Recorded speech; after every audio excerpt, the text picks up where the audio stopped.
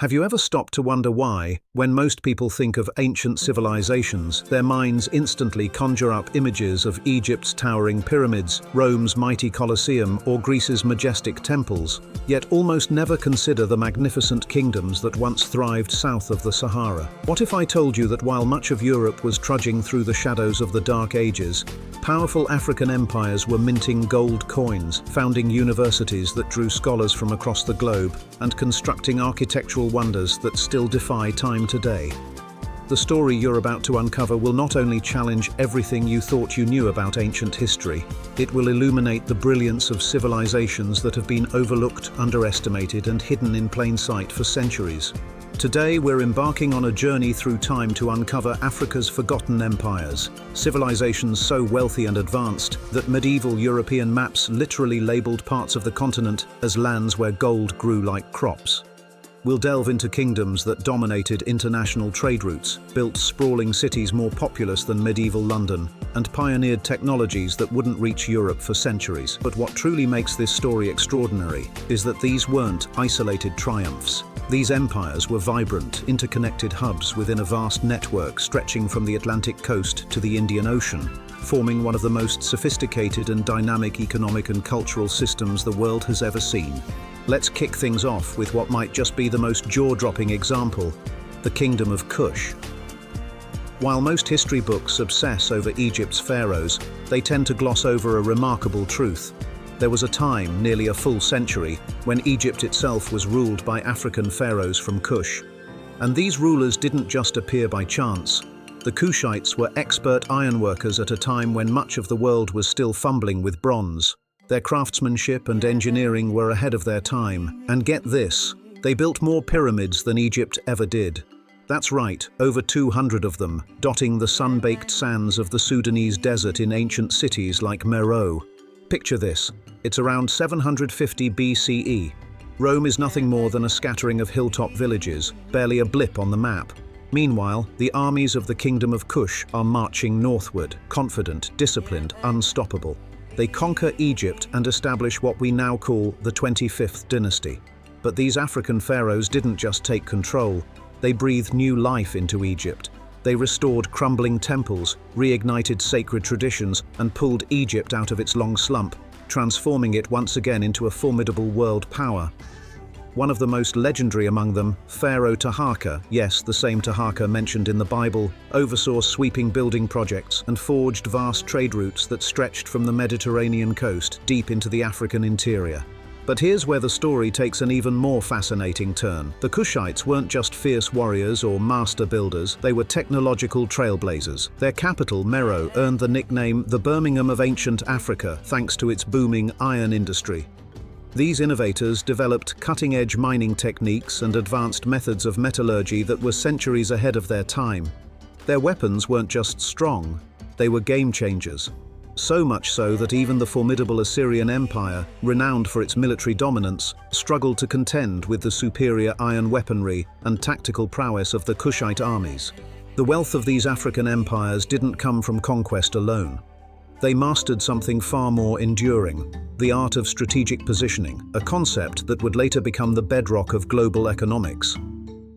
Look at the Empire of Aksum, nestled in what is now Ethiopia and Eritrea. From the 1st to the 8th centuries CE, Aksum commanded the vital Red Sea trade routes, turning the region into a commercial powerhouse. In fact, Aksum was so influential that it stood shoulder to shoulder with the greats, Rome, Persia, and China, as one of the 4 dominant world powers of the time. Roman merchants eager to tap into the riches of the Indian Ocean had no choice. They had to go through the Aksumites first. Aksum's power wasn't limited to economics. It extended into the realms of technology and culture, showcasing a level of sophistication that rivaled any empire of its time. They minted their own currency, gold, silver, and bronze coins, among the earliest in Africa, adorned with intricate designs and inscriptions in Greek, Ge'ez, and South Arabian scripts. Their capital city was a marvel in itself, dominated by towering stone obelisks, some stretching over 100 feet high, each carved from a single slab of granite. The sheer scale and precision of these monuments leave modern archaeologists scratching their heads, as the methods used to transport and erect them remain a mystery. One of these obelisks, had it remained upright, would have outmatched anything built in Europe for the next 1,000 years. Now let's dive into what might just be the most jaw-dropping example of Africa's overlooked wealth: the Mali Empire and its legendary ruler Mansa Musa. And when we say legendary, we're not throwing that word around lightly. Mansa Musa's fortune was so immense, so staggering, that historians still rank him among the richest individuals to ever walk the earth. We're talking about wealth on such a scale that today's billionaires, yes, even the tech moguls and oil tycoons, would barely register next to him. His riches were so vast, they've become the stuff of historical legend and economic lore.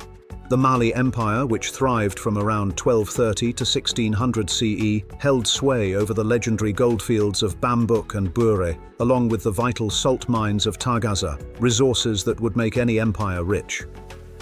But what set Mali apart wasn't just the abundance beneath its soil, it was the genius with which they turned those raw materials into lasting strategic wealth. Through visionary economic planning, they didn't just extract, they built. Mali controlled the trans-Saharan trade routes, positioning themselves as the indispensable link between North Africa and the vast riches of sub-Saharan Africa. They weren't just in the game, they ran the board. Mansa Musa's legendary pilgrimage to Mecca in 1324 is one of the clearest windows into just how astonishingly wealthy these African empires truly were. His caravan wasn't just a royal entourage, it was a moving city of 60,000 people, including 12,000 slaves dressed head to toe in brocade and luxurious Persian silk. And the gold? He brought so much of it, distributing massive amounts as charity along the way, that he caused an economic crisis. No exaggeration, his generosity single-handedly crashed the gold markets in Cairo and Medina, with ripple effects that lasted over a decade. Just let that sink in. One man's charitable giving destabilized entire regional economies.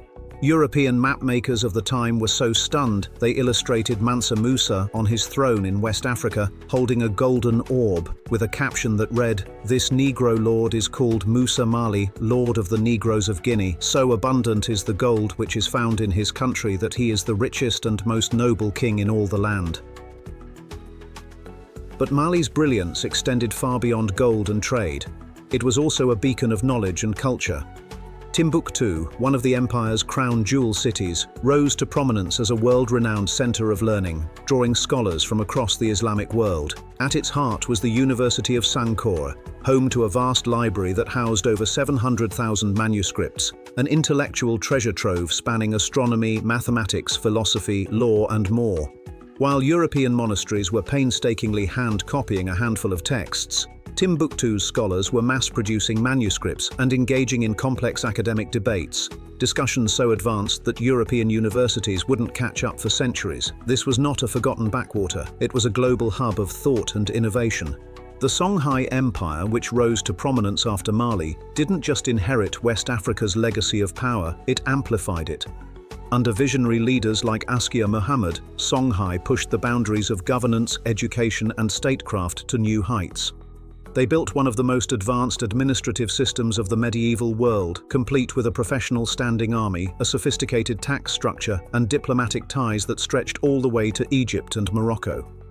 Their capital city, Gao, evolved into a vibrant, cosmopolitan hub where Arabic, African, and Mediterranean cultures merged, creating a cultural fusion unlike anything else on the continent or beyond. Shifting to the southern part of the continent, we find Great Zimbabwe, a civilization that shatters the outdated assumptions many still hold about medieval Africa. From the 11th to the 15th centuries, this powerful kingdom constructed sprawling stone cities without a single drop of mortar. The craftsmanship was so advanced, so awe-inspiring, that early European colonizers outright denied Africans could have built them. But the evidence is undeniable.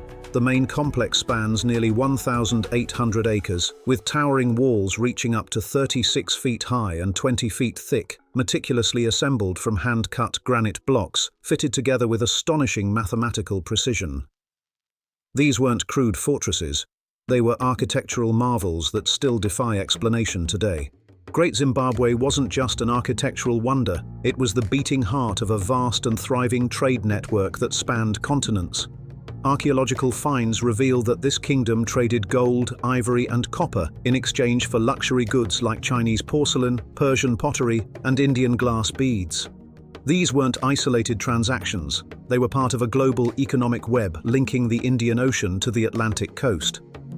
And beyond trade, Great Zimbabwe was a center of cultural expression. The iconic Zimbabwe birds, elegant soapstone sculptures discovered at the site, stand as powerful symbols of the kingdom's artistic brilliance. Their influence echoed through the region for centuries and lives on today, proudly featured on the modern Zimbabwean flag.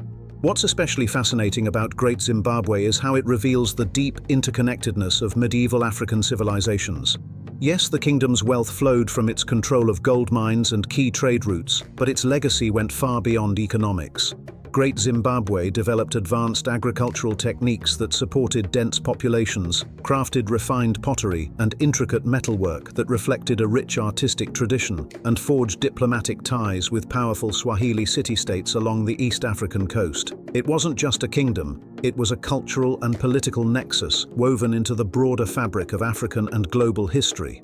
Speaking of the Swahili coast, we arrive at yet another overlooked chapter of African history, the remarkably advanced city-states that once dotted the shores of the Indian Ocean. Cities like Kilwa, Mogadishu, Malindi, and Mombasa were far from primitive outposts. They were thriving, cosmopolitan hubs. These weren't dusty markets or makeshift ports. They featured multi-story stone architecture, intricately designed mosques, and bustling harbors that regularly received ships from India, China, Persia, and Arabia.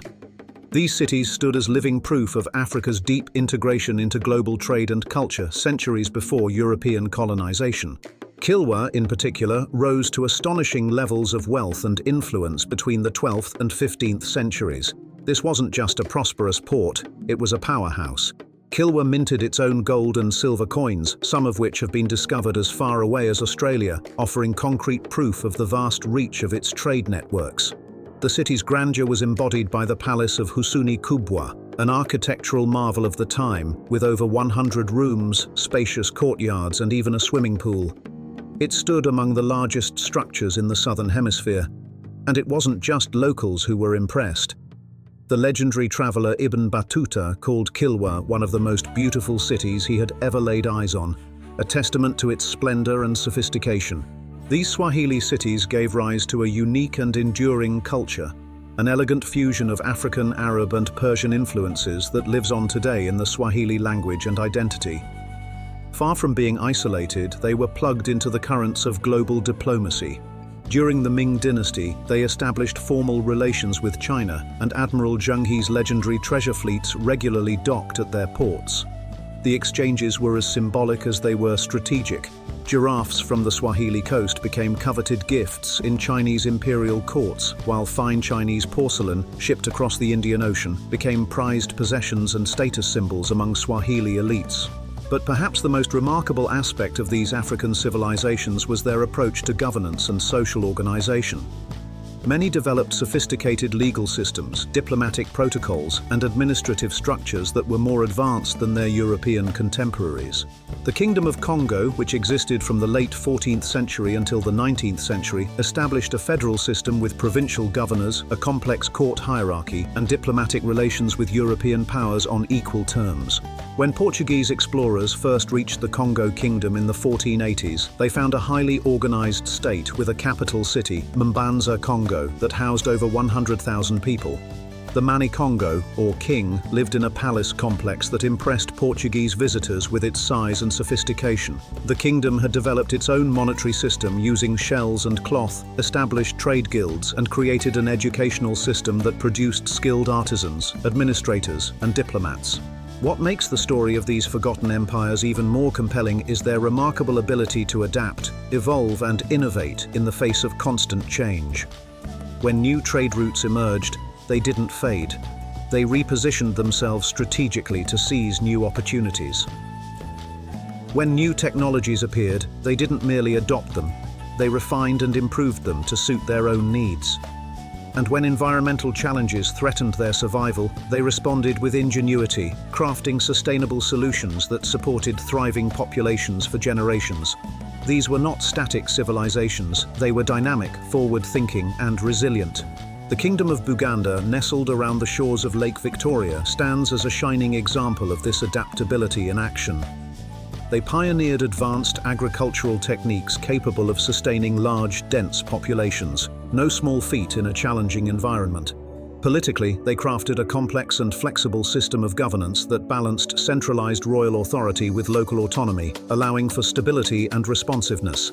And as the 19th century brought waves of external pressures and shifting alliances, Buganda's leaders skillfully forged diplomatic relationships that allowed them to navigate these changes more successfully than many neighboring states.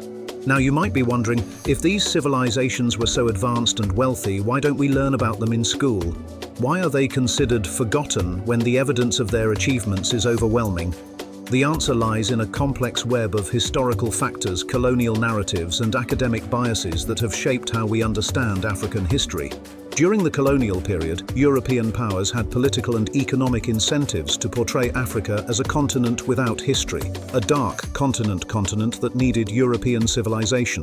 This narrative justified colonization and exploitation by suggesting that Africans had never created anything worth preserving. Archaeological evidence that contradicted this narrative was either ignored, misinterpreted, or attributed to outside influences. The damage wasn't just political, it was intellectual. For decades, African achievements were systematically excluded from world history curricula, archaeological funding was limited for African sites, and when discoveries were made, they were often interpreted through Eurocentric lenses that minimized African agency and innovation. But here's what's exciting about our current moment in history. This is changing. Modern archaeology, combined with advances in dating techniques, genetic analysis, and interdisciplinary research, is revealing the true scope and sophistication of Africa's ancient civilizations. Scholars are using satellite imagery to discover new sites, analyzing ancient DNA to trace migration patterns, and applying new technologies to understand how these societies functioned. Recent discoveries continue to astonish historians and archaeologists alike. In South Africa, the unearthing of Mapungubwe has unveiled a sophisticated kingdom that actually predates Great Zimbabwe. This early civilization laid the foundation for the extensive trade networks that would fuel southern Africa's prosperity for centuries to come.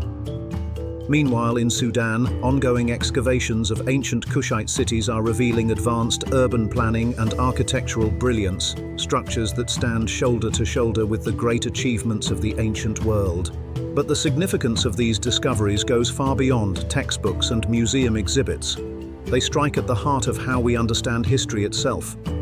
Recognizing Africa's rich civilizational legacy directly challenges the racist myths that have long been used to justify colonialism, exploitation, and systemic inequality. It reminds us that the idea of civilization is not the property of any one culture. It is a shared human endeavor expressed in many forms across every continent. And Africa's contributions to that global story are not just valid, they are vital. Moreover, these ancient African civilizations offer more than just historical intrigue. They offer timeless lessons for our modern world. Their innovative approaches to international trade, environmental stewardship, cultural integration, and governance hold valuable insights for today's global challenges. The Malian model of education, which balanced religious and secular learning, provides a blueprint for inclusive and holistic education systems. And the Swahili cities, with their seamless blending of diverse cultures, show us what's possible when communities prioritize cooperation over division, how different peoples can not only coexist, but flourish together. The legacy of these once-forgotten empires also lives on in ways you might not expect. Many of the crops that sustain the world today, like coffee, sorghum, millet, and yams, were first domesticated in Africa. The advanced mathematical and astronomical knowledge preserved in the libraries of Timbuktu influenced Islamic scholars and, through them, helped shape the intellectual awakening of Europe. And the artistic brilliance of kingdoms like Benin and Ife continues to echo in both contemporary African art and global design, proving that Africa's creative influence has never faded, it's still unfolding. Even the political principles we often associate with modern democracy have deep roots in African civilizations. Across the continent, many societies developed intricate systems of governance that featured built-in checks and balances, age-grade associations that allowed for social mobility, and consensus-driven decision-making processes that ensured broad, inclusive participation. These weren't primitive systems. They were intentional, sophisticated frameworks that fostered stability and community cohesion. As we wrap up this journey through Africa's forgotten empires, it's vital to understand that we've only just begun to uncover the depth of this legacy. Each civilization we've explored represents centuries of human brilliance, of creativity, innovation, and resilience. They produced art that still stirs emotion, built architectural wonders that defy time, and pioneered ideas that continue to shape how we understand society, governance, and the very idea of what humanity can achieve. Africa's story is not a footnote to world history, it's a foundation of it. The story of Africa's ancient civilizations isn't just African history, it's human history. These empires were integral parts of a vast global network of trade, diplomacy, and cultural exchange that linked continents and helped shape the world we live in today. To ignore or overlook their achievements is to limit our understanding of human potential, to miss out on a vital chapter in the collective story of civilization, resilience, and ingenuity. So the next time someone claims that Africa lacked great civilizations, you'll know they're not just mistaken, they're erasing some of the most extraordinary accomplishments in all of human history. These were not isolated, primitive societies. They were vibrant, complex, and forward-thinking cultures that played a crucial role in the evolution of global technology, art, and governance. Africa didn't follow civilization, it helped lead it. The rediscovery of Africa's forgotten empires reminds us that history is never as simple as we're taught in school. Behind every accepted narrative lie countless untold stories waiting to be uncovered. And in those stories we find not just facts about the past, but insights that can help us build a better future. If you have enjoyed watching this video, please press the like button and consider subscribing to my channel to watch more great journeys through history.